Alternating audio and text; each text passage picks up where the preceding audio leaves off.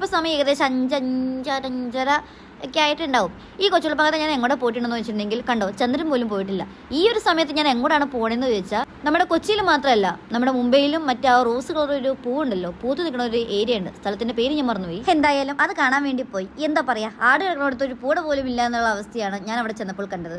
ഈ ഒരു മരം ഒഴികെ ബാക്കി ഒരു മരത്തിൽ ഒരു പൂ പോലും ഇല്ല. എന്തൊക്കെ എക്സ്പെക്ടേഷൻ ചെയ്തിട്ടാണ് ഞാൻ ഇങ്ങോട്ട് വന്നതെന്ന് അറിയാമോ? ഫോട്ടോസ് എടുക്കണം, വീഡിയോസ് എടുക്കണം, തലകുത്തി പറയണം, അങ്ങനെ നിൽക്കണ ഫോട്ടോ, ഇങ്ങനെ നിൽക്കണ ഫോട്ടോ, മറ്റേ ഫോട്ടോ ഞാൻ പറയണില്ല. അവസാനം സൺറൈസ് കണ്ട് തിരിച്ചു പോകേണ്ട അവസ്ഥയായി ഏകദേശം.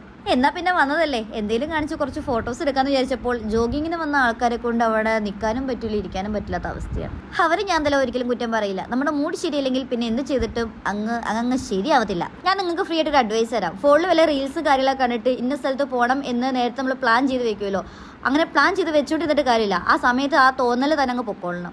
അല്ലെങ്കിൽ ഇന്ന് പോവാം, നാളെ പോവാം, മറ്റന്നാൾ പോകാമെന്ന് പറഞ്ഞ സമയം നീട്ടിക്കൊണ്ട് പോയിട്ടുണ്ടെങ്കിൽ എന്നെ പോലെ ഇതുപോലെ മൂഞ്ചി തിരിഞ്ഞിരിക്കേണ്ടി വരും. ഇനി ഒരു സമാധാനം എന്ന് വെച്ചിട്ടുണ്ടെങ്കിൽ കുറച്ചും കൂടെ പോയി കഴിഞ്ഞപ്പോഴാണ് ഞാൻ കുറച്ച് പേരെ കണ്ടത്. എന്നെ പോലെ തന്നെ ഫോട്ടോസും വീഡിയോസും എടുക്കാൻ വേണ്ടി അവർ റെഡി ആയിട്ട് വന്നിട്ടുണ്ടായിരുന്നു. അവരെല്ലാവരും എന്നെ പോലെ തന്നെ അങ്ങ് മൂഞ്ചി പോയി.